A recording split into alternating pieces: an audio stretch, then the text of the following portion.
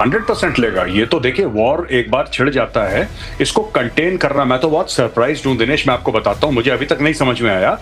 बहुत ऊपर वाले की कृपा है कि रशिया यूक्रेन का जो वॉर है ये अभी फैला नहीं इतना, सिर्फ यूक्रेन और रशिया के बीच में, ये बाहर कहीं गया नहीं अभी तक।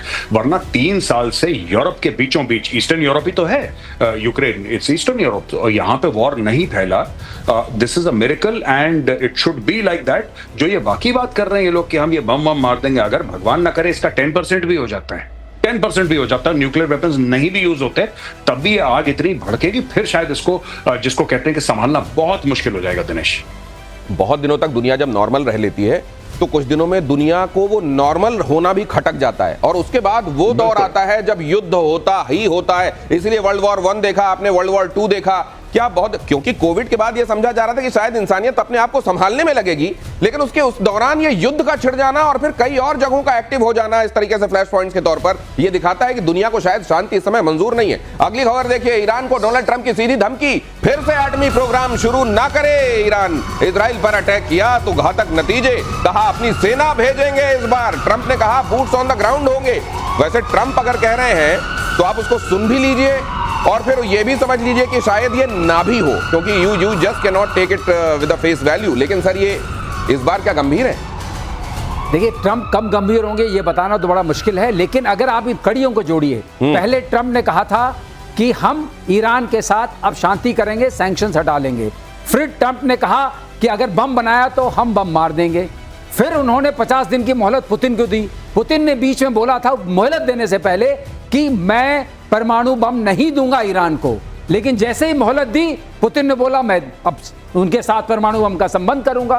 तो ये सारा चक्र जो है वो ये है कि ट्रंप क्या बोल रहे हैं, पुतिन क्या बोल रहे हैं, ईरान में उस सब का इंपैक्ट पड़ रहा है। ये पुतिन और ट्रंप के बीच की जो रस्साकसी चल रही है उसका इंपैक्ट है। और जहां तक सवाल है, मुझे नहीं लगता, अब जैसे गौरव ने बिल्कुल सही बोला, इसका 10% भी नहीं होना चाहिए, नहीं तो ये संभाले नहीं संभलेगा। और ट्रंप खुद कह रहे थे जब ज़ेलेंस्की से बात कर रहे थे व्हाइट हाउस में कि तुम वर्ल्ड वॉर 3 शुरू करा दोगे। अब कौन शुरू करा रहा है? आप देखिए अब कौन शुरू करा रहा है। बूट्स ऑन द ग्राउंड भेजने का मतलब यह है कि आप वाकई वर्ल्ड वॉर 3 को आवाज ही नहीं दे रहे हैं, आप वर्ल्ड वॉर 3 को अपने साथ लेके जा रहे हैं। वर्ल्ड वॉर 3 को आवाज न्योता पीले चावल छोड़ छोड़ के आ रहे हैं कि आओ। हमास पर इजराइल ने फिर बरसाए बम। अगली खबर, इजरायली हमले में हमास का कमांडर ढेर। इजरायली सेना ने मध्य गाजा से भी लोगों को निकलने का निर्देश दे दिया। यहां पर पॉम्फलेट ड्रॉप किए गए हैं सर। ये वो जगह है जो अभी तक अछूती रही है, या तो नॉर्थ में या दक्षिण पे ज्यादा कार्रवाई हुई है, लेकिन इस बार मध्य गाजा में भी ये कह दिया गया कि चलो निकलो यहां से, अब कार्रवाई होगी।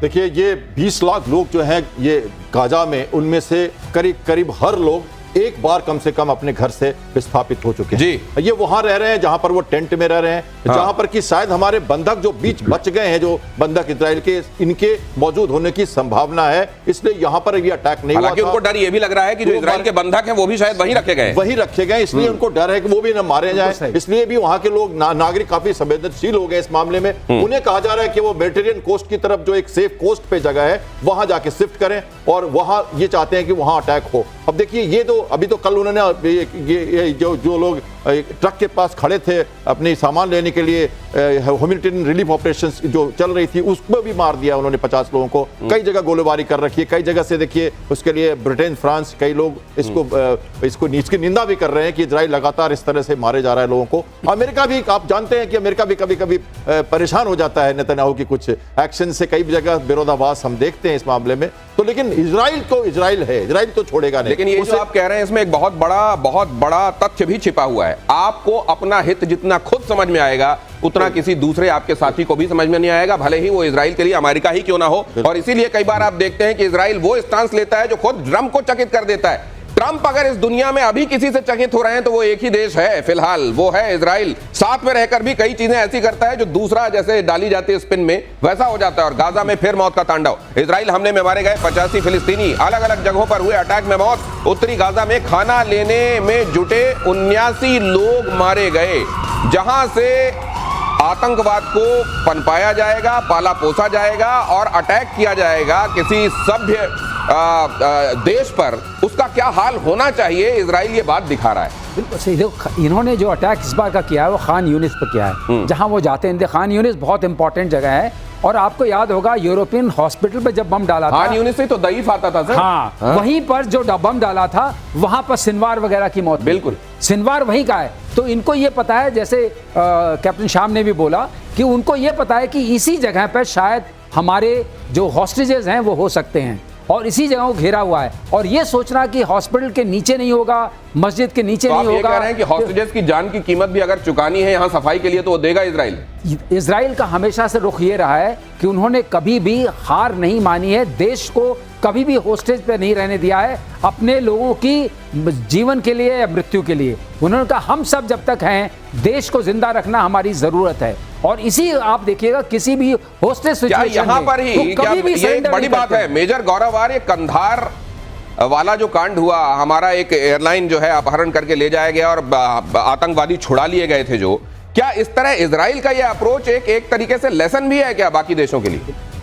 नहीं, बिल्कुल ये ले गए थे बहुत पहले 80s में। ईदी अमीन युगांडा में था, वो ले गया था, एनटीबी करके एक एयरपोर्ट था, वहां पे ले गया था। तो इजरायलीज ने इजराइल से हवाई जहाज अपने रवाना करे एनटीबी में, जो कि युगांडा में है, युगांडा के अंदर अटैक करके वापस लेकर आए थे लोग। आपने IC-814 की बात करी, कंधार हाईजैक की, तो ये तो ले गए थे इजरायली। देखिए जो अभी मार्शल श्रीवास्तव सर ने जो बात बोली, बहुत बढ़िया बात बोली। देखिए इजराइल का एक ये मैटर, ऐसा नहीं कि वो अपने लोगों को मरने देगा इजराइल, लेकिन इजराइल जो होस्टेजेस हैं, अगर उनकी जान गई है, उनकी इतनी भारी कीमत वो देता भी है कीमत। वैसे एक बार एक इजरायली फौजी को उन्होंने किडनैप कर लिया था हमास वालों ने, जब इजराइल ने फ्री करा तो उसके एवज में 1000 से ऊपर लोग छोड़े थे उसने, जो उसकी जेलों में थे। तो एक इजरायली एक तरफ और 1000 फिलिस्तीनी एक तरफ, ऐसा इजरायली मान, तो अगर आप वो छोड़ सकता है एक के बदले 1000 को, तो एक बात ध्यान रखना, एक के बदले वो 1000 को मार भी सकता है।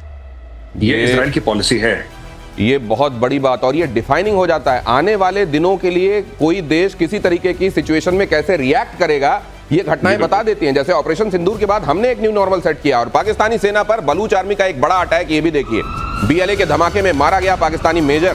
वाहन को निशाना बनाकर प्लांट की गई थी आईडी क्वेटा में, BLA ने असीम मुनीर के ऑफिसर को मारा। आए दिन ये खबरें आ रही हैं कैप्टन श्याम। कितनी और देर आप देख रहे हैं कि बलूचिस्तान वाकई अपनी आजादी का झंडा फहरा देगा और पाकिस्तान खड़े खड़े देखता रहेगा? देखिए पाकिस्तानी जो आर्मी है वो बहुत भय के हिसाब से जी रही है बलूचिस्तान में। लगातार उनको देखिए कहीं अटैक हो जाता है, कभी उनकी ट्रेन को वो कब्जे में ले लेते हैं, कभी उनके आर्मी वाले को कैप्चर कर लेते हैं। आप ये देख रहे हैं एक मेजर को मारना। ये घटनाएं ये दिखाती हैं कि बलूचिस्तान के जो उनकी जो BLA है वो काफी सशक्त है, और उसको लोकल सपोर्ट पूरा मिल रहा है एक तरह से, और डिप्लोमेटिक सपोर्ट भी। और ये रोज की घटनाएं इनको अंतर्राष्ट्रीय रूप से स्थापित कर रही हैं, अपनी भविष्य के लिए, अपनी अस्तित्व के लिए इनको स्थापित भी कर रही हैं। और ये अपने आप को चाहते हैं कि अपने आप को उस न्यूज में रखें। अगर ये न्यूज में रहेंगे, क्योंकि बहुत साल से उनको दबाया गया है और वो सारी जो घबराहट उनके अंदर थी वो निकल के आ रही है। तो ये जो ऑफेंसिव पोस्चरिंग है ये वो लगातार मेंटेन रख रहे हैं, और पाकिस्तान तो दुम दबाए आर्मी उनको वहां से भाग रही है, क्योंकि लोकल सपोर्ट नहीं है। इसलिए आज न कल ये टूटना ही है। चाइना चाहे कितना भी कर ले, वहां पे आके वो एक एक्सटर्नल फोर्स के रूप में रहेगा। BLA अपना कामयाबी लेकिन मेजर गौरव आर्य, मेरे को एक बात समझ में नहीं आ रही है। इन्होंने ऑपरेशन बाम चलाया था अभी बलूचिस्तान में बलोच विद्रोहियों ने, और अभी ये आप देख रहे हैं ऑपरेशन तो उन्होंने समाप्त किया, लेकिन कार्रवाई जारी है। ये मुझको याद दिला रहा है कि किसी एक बच्चे को रोज मार पड़ा करती थी, और उसको स्कूल में जब इसी तरह की मार पड़ी तो कहा गया ये सजा मिली है तुमको। तो उसने घर में आके बताया वो जो आप करते हैं मेरे गाल पे रोज, वो असल में स्कूल में उसको सजा नाम से पुकारते हैं। ये यहाँ ऑपरेशन बाम जो है ये समाप्त होने के बाद भी मुझको लगता है इंटेंसिटी तो वही ऑपरेशन वाली है। नहीं, ऑपरेशन बाम जो किया था उन्होंने एक खास मकसद के लिए किया था, और उन्होंने बोला कि ये पॉलिटिकल मकसद था ये करने का। दो it was a military strike on military targets, but उन्होंने बोला कि इसके ऑब्जेक्टिव पॉलिटिकल थे। ऑपरेशन बाम खत्म करने के बाद वो तो देखिए, ये जो बलोच फ्रीडम फाइटर्स हैं इनका तो चल रहा है मामला, आज से नहीं कई दशकों से, दिहाइयों से इनका चल रहा है, आगे भी चलेगा। और अब इनको ना, मैं आपको बताता हूं क्या है, इनको उम्मीद मिल गई है बहुत बड़ी। सबसे बड़ी जो उम्मीद मिली है बलोचों को, ये मिली है पॉलिटिकल लीडरशिप की, डॉक्टर महारंग बलोच की सूरत में, कि now we have political leadership. Doctor Mahrang Baloch violence की बात नहीं करती हैं, she talks about peace. However, they have now got a leader that they look up to। तो अब ये रुकेगा नहीं ये मामला, अब आप देखिएगा। और मैं बात कर रहा हूं जुलाई के महीने की, अगस्त की और सितंबर की। आप देख लीजिएगा जुलाई, अगस्त, सितंबर, ये तकरीबन आप समझ लीजिए करीब 75 दिन है बाकी, 75-70 दिन, 70 डेज मैक्सिमम। आप देखना इन 70 डेज में बांग्लादेश, ये माफ कीजिएगा, आपके बलूचिस्तान में क्या तांडव होता है देख लेना। और एक और चीज मैं आपको बता दूं कि जो खैबर पख्तूनख्वा की फोर्सेस हैं, जिसमें खास तौर से आपके तहरीक तालिबान पाकिस्तान है, इनका तालमेल बलोच लिबरेशन आर्मी के साथ ये आपको दिख जाएगा। आप सितंबर एंड तक देखिए क्या होता है आपके सामने। आज मैंने बोल दिया आपकी शो पे, देख लेना। ये बहुत बड़ा प्रेडिक्शन एक तरीके से समझ लीजिए। ये डॉट्स कनेक्ट करने के बाद एक्सपर्ट्स यहां जो बोलते हैं वो आपको होता हुआ दिखाई दे रहा है। अगले 75 दिन बलूचिस्तान के लिए बड़े डिफाइनिंग होंगे, पाकिस्तान के लिए बड़े निर्णायक होंगे। और आसमान में बड़ी हिंदुस्तान की ताकत, भारत पहुंचे 3 अपाचे गार्डियन हेलीकॉप्टर, साल के आखिर तक 3 और अपाचे आएंगे। जोधपुर मिलिट्री स्टेशन पर इनकी तैनाती शुरू। अपाचे किन मायनों में खास है? पहले से ही भारत के पास अपाचे हेलीकॉप्टर्स हैं, एयरफोर्स के कई महत्वपूर्ण ऑपरेशंस में वो हिस्सा भी ले चुके हैं। लेकिन ये और क्यों चाहिए और इससे क्या बदलेगा? एमाशन श्रीवास्तव, इनको हम लोग टैंक बस्टर्स बोलते हैं। अच्छा, टैंक बस्टर्स मतलब टैंक के लिए बहुत ही घातक साबित होते हैं। इनमें हेलफायर मिसाइल्स भी हैं, इनमें स्टिंगर भी लग सकती है, 30 mm गन्स भी हैं, रॉकेट्स भी हैं, सब फायर कर सकते हैं। और ये अटैक हेलीकॉप्टर है, तो ये इस काम में आएगा कि जो और बहुत हाई ऑल्टीट्यूड पर जा सकता है, 21,000 फीट तक जा सकता है। इसका मतलब कहीं भी आप माउंटेनियस एरिया में या कहीं अटैक करना चाहते हैं, हेलीकॉप्टर्स उस एक गैप को ये फिल अप करता है। और वो गैप बहुत ज़रूरी है to support our tank formations और इन्फेंट्री डिविजन्स। कैप्टन श्याम तो उड़ाते रहे हैं अटैक हेलीकॉप्टर्स। काश के वो दिन जब आप उड़ाते रहे हो अटैक हेलीकॉप्टर्स, अगर अपाचे भी आपके हाथ में होता, ऐसा लगता है क्या आपको? Apache land based attack helicopter है और all weather dark night operations कर सकता है। और इसके पास जो इलेक्ट्रॉनिक्स कैपेबिलिटी है वो भी इसको बहुत माकूल बनाती है। और अटैक हेलीकॉप्टर की मैरीटाइम क्षेत्र में बात करें तो हमारे पास सीकिंग 42 ब्रावो, जिसके पास टॉर्पीडो, डेप्थ चार्जेस और air to surface Sea Eagle missile जो 150 किलोमीटर तक मार कर सकती थी। 1991 से भारत में 89 में पहला इंडिजिनस पायलट हुआ सीकिंग का। और आज हम MH-60 ब्रावो उड़ा रहे हैं जो कि ऑलमोस्ट एक अटैक हेलीकॉप्टर है मैरीटाइम सिनेरियो में। वो सब चीज, आप जो फेडक की बात करते हो, आप कंप्यूटर की बात करते हो, इंजन की बात करते हो, डबल कंट्रोल, फ्यूल कॉक, ये सारी चीजें ये इसमें भी होती हैं। और ये सब कुछ कंप्यूटराइज होता है अटैक हेलीकॉप्टर्स में। और इसको हम हमारे भारतीय नौसेना और वायुसेना के लोग पूरी तरह से दक्ष हैं इस मामले में चलाने में। दिनेश एक बात और ऐड कर दे, इसमें DRDO का EW स्वीट लगा हुआ है, इलेक्ट्रॉनिक वॉरफेयर स्वीट लगा हुआ है अपाचे में। ये बहुत बड़ी बात है। इस मामले में इंडिजिनस है, क्योंकि जो आया था उसमें EW स्वीट नहीं था। EW स्वीट का होने का मतलब ये होता है कि आजकल आपने इलेक्ट्रॉनिक वॉरफेयर सारी जनता समझ गई है, पूरे जो हमारे दर्शक है सब जानते हैं, वो आपको सेव करता है और रडार सिग्नेचर भी इसका कम है। इलेक्ट्रॉनिक वॉरफेयर के लिए जो सूट चाहिए वो भारत ने अपना दिया। जैसे नई दुल्हन कहीं से आती है ना, तो वहां पर घर में आने के बाद कुछ चीजें ससुराल वालों की तरफ से दी जाती है। यहाँ पर ये EW, ये DRDO ने दिया है। और ईरान की सबसे बड़ी ऑयल रिफाइनरी में आग लगी। खबर देखिए, हादसे में एक शख्स की मौत और कई घायल। दक्षिण पश्चिम में स्थित आबादान रिफाइनरी में आग लगी और आग लगने को लेकर तमाम तरह की चर्चाएं हैं। ये सैबोटाज है, एक्सीडेंट है, क्या है? ईरान में 3 दिनों समझ में नहीं आता ये जो हुआ है इसको हादसा माने या कहीं मोसाद का हाथ है। मेजर गौरव आर्य, नहीं देखिए, अभी कुछ दिन पहले, 2 दिन पहले तो हम डिस्कस कर रहे थे कि तेहरान में धमाका हो गया, तेहरान के बाहर। उसके पहले हमने डिस्कस करा था ये हो रहा है, पता नहीं क्या हो रहा है। ये इतने एक्सीडेंट तो नहीं हो सकते। This is certainly not an accident. तो मुझे तो नहीं लगता, या तो किसी ने डिलिबरेट करा है, मैं ये नहीं कहूंगा मोसाद ने करा है, लेकिन कोई ना कोई तो है जो कर रहा है और लगातार कर रहा है, ईरान को अंदर से कमजोर कर रहा है। और ऐसा कभी ईरान के पास्ट में हुआ नहीं। ईरान में ऐसा हुआ है कि एक हादसा हुआ है, किसी को मार दिया, कुछ सैबोटाज कर दिया, फिर कुछ महीने के बाद। ऐसा नहीं है कि हफ्ते में 2-2 बार पिक्चर बदल रही है यहाँ पे। ये तो बड़ी अजीब सी बात है। This is not coincidence. मैं आप पूछ लीजिए जो आपके बाकी एक्सपर्ट्स हैं, दे विल टेल यू ये कोइंसिडेंस नहीं हो सकता। ऐसी बात नहीं है कि, मैं फिर रिपीट कर रहा हूं दिनेश, ऐसी बात नहीं है कि पहली बार ईरान में ऐसा हुआ है, लेकिन इतनी जल्दी ये हैट्रिक टाइप के गिर रहे हैं wicket. This is very surprising. ये बड़ा सरप्राइजिंग है, खासतौर से ईरान में। अगर आप किसी का रीजन डेट्रे पूछें, उसका मूल जिससे जीवन चल रहा हो वो पूछें, तो तेल ही है ईरान को जो चलाता है। तेल के बेसिस पर ही अगर पैसे ना हो तो तेल के बदले वो हथियार ले लेता है या दूसरी चीजें ले लेता है। ऐसे में तेल वाली जगहों पर हमला, मतलब ये कुछ तो मसला गंभीर है। पीके श्रीवास्तव सर, बिल्कुल गंभीर है। पिछले 7 दिन में 5 जगह हुआ है।